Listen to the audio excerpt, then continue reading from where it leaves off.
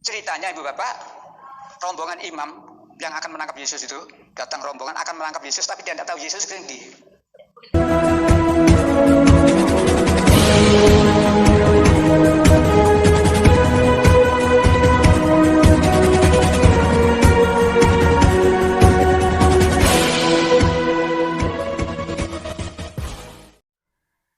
Ya, shalom bagi kita semua dimanapun kita berada pada saat ini. Kiranya kita semua tetap berada dalam keadaan sehat dan kembali berjumpa lagi di channel kita ini, yaitu Zemayan Yasin. Terima kasih buat teman-teman semua dan juga para sahabat yang sudah mendukung perkembangan channel ini dengan setia, dan kiranya kita tetap menggunakannya untuk menjadi berkat bagi semua orang.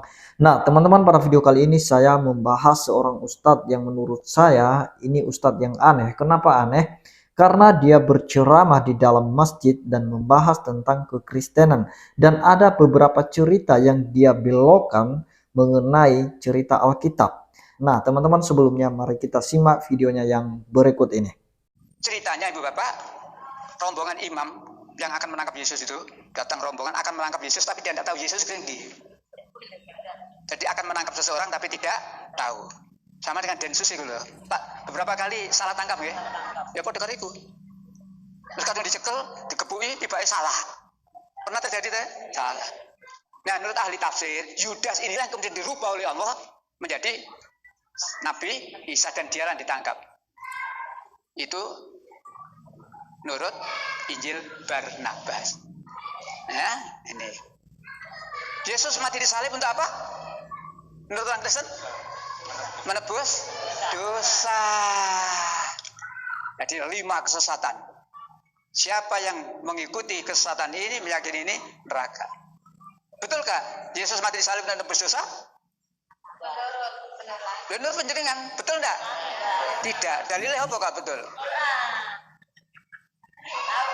Orang Islam itu kalau punya dosa harus melakukan tobat sendiri.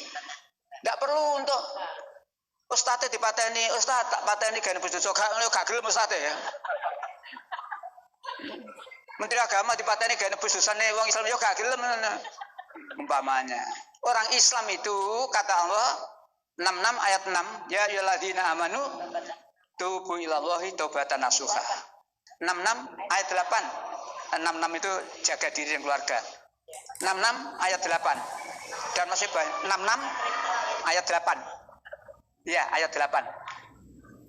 Hai orang-orang yang beriman, bertobatlah kamu kepada Allah dengan tobat yang semurni-murninya, yang sebenar-benarnya. Ingat, saya sudah pernah saya uraikan ini. Tobat yang semurni-murninya, tobat yang sebenar-benarnya itu ada 4 langkah. 4 langkah. 1. Menyesali perbuatan yang telah dilakukan. 2.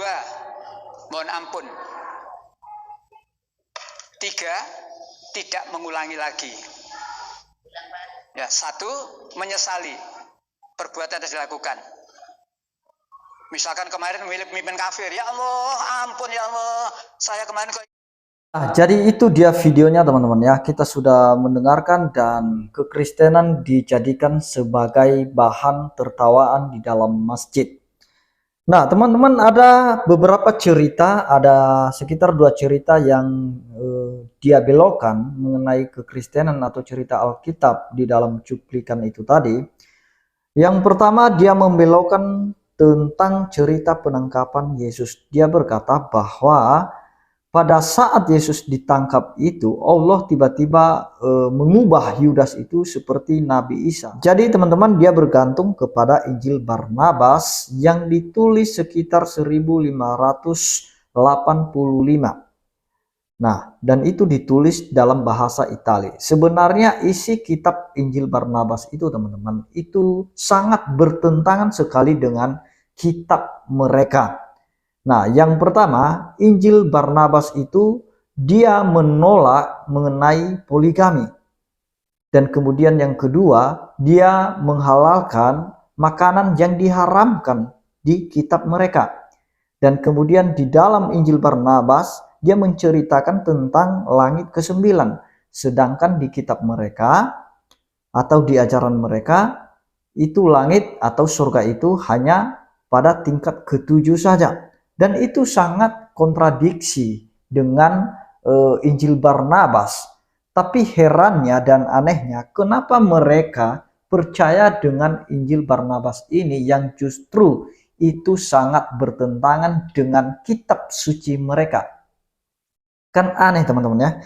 Nah teman-teman, kita tidak membahas kitab Barnabas, kita melihat kebenaran Alkitab. Bagaimana cerita Yudas ini? Apakah Isa itu benar-benar diserupakan dengan Yudas? Mari kita lihat bagaimana kebenaran Alkitab di dalam Yohanes 18. Kita mulai membaca dari ayat 2 sampai 3 dan seterusnya. Begini firman Tuhan, Yudas, ini jelas namanya ya, Yudas yang mengkhianati Yesus tahu juga tempat itu karena Yesus sering berkumpul di situ dengan murid-muridnya. Maka datanglah Yudas juga ke situ dengan sepasukan prajurit dan penjaga-penjaga bait Allah yang disuruh oleh imam-imam kepala dan orang-orang Farisi lengkap dengan lentera, suluh dan senjata. Ayat 4. Maka Yesus yang tahu semua yang akan menimpa dirinya maju ke depan dan berkata kepada mereka, "Siapakah yang kamu cari?" Ini perkataan Yesus. Perhatikan di ayat yang kelima. Jawab mereka, "Yesus dari Nazaret." Katanya kepada mereka, "Akulah dia." Jelas teman-teman ya. Yesus mengaku bahwa akulah yang kalian cari, yang kalian sebutkan. Yesus dari Nazaret itu akulah dia. Yudas yang mengkhianati dia berdiri juga di situ bersama-sama mereka. Ketika ia berkata kepada mereka, "Akulah dia," mundurlah mereka dan jatuh ke tanah. Ayat ke-7. Maka ia bertanya pula, "Siapakah yang kamu cari?" Kata mereka, "Yesus dari Nazaret." Berarti sudah 2 kali Tuhan Yesus bertanya kepada orang-orang yang menangkap dia itu. Lalu Yesus menjawab lagi di ayat ke-8. Jawab Yesus, "Telah kukatakan kepadamu, akulah dia. Jika aku yang kamu cari, biarkanlah mereka ini pergi." Jadi sudah beberapa kali dalam konteks Yohanes 18 ini teman-teman, sudah beberapa kali Yesus mengakui dirinya bahwa akulah dia yang kalian cari, bukan Yudas yang diserupakan. Nah, sudah jelas perkataan Yesus. Jadi kenapa orang Kristen tidak percaya dengan kitab Injil Barnabas? Karena memang cara penulisan atau kosakata yang dipakai oleh penulis Injil Barnabas itu tidak dipakai di abad pertama. Dan itu suatu keanehan. Seolah-olah penulis Injil Barnabas itu adalah murid Yesus sendiri. Padahal tidak. Tentu saja bisa diketahui kosakata dan tulisan yang dipakai. Apalagi ditulis dalam bahasa Itali. Itu sudah ratusan tahun teman-teman ya. Jaraknya abad pertama ke tahun 1585. Itu jauh sekali.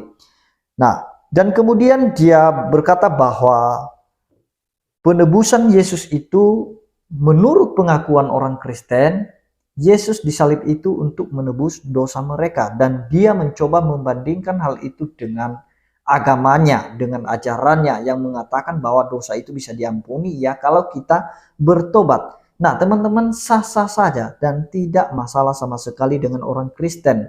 Kalau menurut kalian dosa kalian bisa diampuni karena bertobat atau tobat nasuha, ya silakan saja.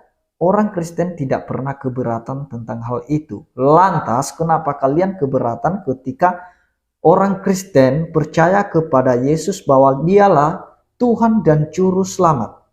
Kenapa justru kalian keberatan? Orang Kristen tidak pernah berkomentar tentang pengampunan dalam ajaran kalian. Nah, teman-teman, mari kita lihat kenapa orang Kristen percaya bahwa Yesus itu adalah Tuhan dan Juru Selamat dan dialah yang menebus dosa umatnya. Mari kita lihat di dalam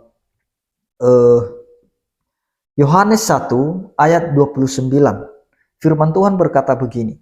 Pada keesokan harinya Yohanes melihat Yesus datang kepadanya dan dia berkata, "Lihatlah anak domba Allah yang menghapus dosa dunia.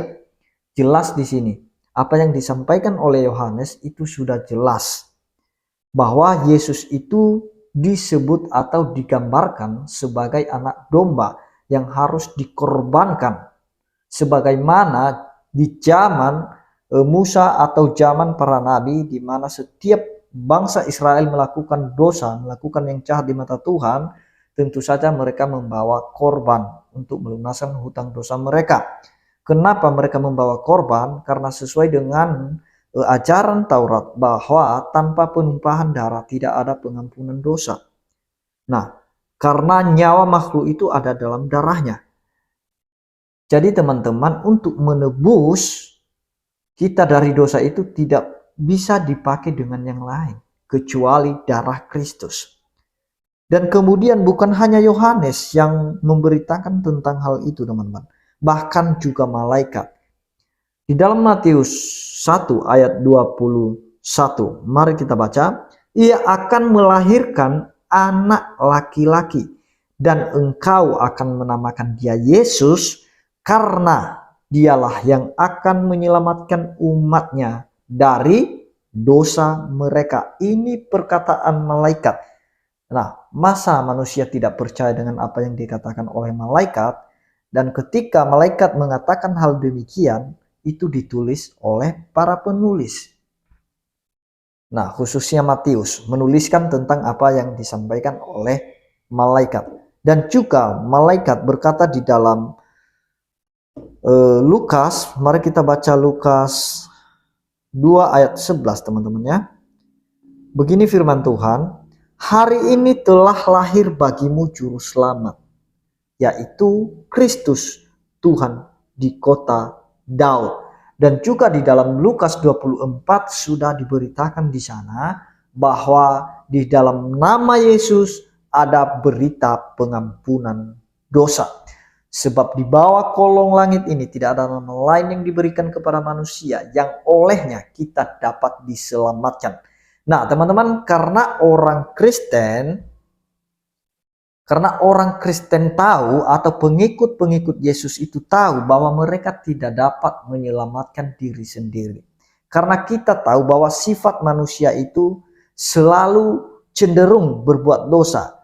Nah, kalau ustadznya berkata ya harus kita bertobat dan tidak melakukan lagi. Siapa yang bisa jamin manusia di dunia ini ketika dia melakukan kesalahan dan kemudian dia mau bertobat tidak melakukan hal yang sama? Siapa?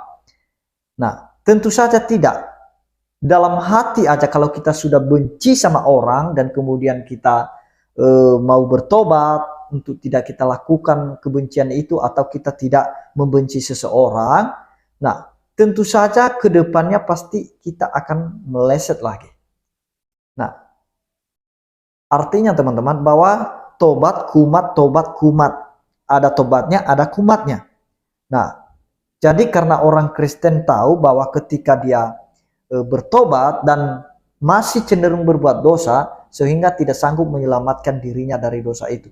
Itulah sebabnya Yesus menjadi korban untuk melunaskan semua hutang dosa manusia. Nah, karena bagaimanapun kita mau bertobat, tentu saja ada kesalahan kita besok lagi. Tentu saja ada tindakan-tindakan yang tidak menyenangkan hati Tuhan besok. Pikiran kita, mata kita, hati kita yang menimbulkan banyak dosa atau menimbulkan banyak kejahatan, bagaimana kita bisa meninggalkan itu? Kata Yesus, membenci saudara saja itu sudah membunuh. Emangnya ada manusia yang yakin bahwa besoknya tidak bisa membenci, tidak iri hati, atau tidak ada pikiran-pikiran yang jahat? Nah teman-teman, tidak ada yang menjamin bahwa manusia bersih dari semua itu. Nah, oleh karena tidak ada yang menjamin bahwa manusia bisa bersih dari semuanya itu, itulah sebabnya Yesus datang. Karena begitu besar kasih Allah akan dunia ini, sehingga ia telah mengaruniakan anaknya yang tunggal, supaya setiap orang yang percaya kepadanya tidak binasa, melainkan beroleh hidup yang kekal. Nah, jadi itu yang mau saya sampaikan teman-teman, kenapa orang Kristen percaya bahwa Yesus menebus dosa, karena sesuai dengan nubuatan dan penggenapan yang ditulis oleh para nabi dan juga ditulis oleh para rasul, dan itu juga disampaikan oleh malaikat. Jadi itu sudah keharusan kita percaya bahwa Yesus Tuhan, Yesus Juru Selamat, tidak ada yang lain. Jadi kalau mau mengandalkan perbuatan amal ibadah, ya silakan saja, nggak ada yang melarang kok. Nah, silakan saja mengandalkan amal ibadahmu. Kalau kamu yakin itu bisa menyelamatkan kamu, ya silakan saja. Jangan kamu malah mengkritik ajaran orang lain atau keyakinan orang lain. Nah, itu artinya bahwa kamu masih belum yakin dengan ajaranmu itu sendiri. Jadi itu dia teman-teman, saya sampaikan ini supaya kita mengerti, paham bahwa apa yang disampaikan oleh Ustadz tadi itu sangat keliru sekali, sangat ngawur sekali. Demikian yang saya sampaikan, kiranya Tuhan Yesus memberkati kita semua. Shalom.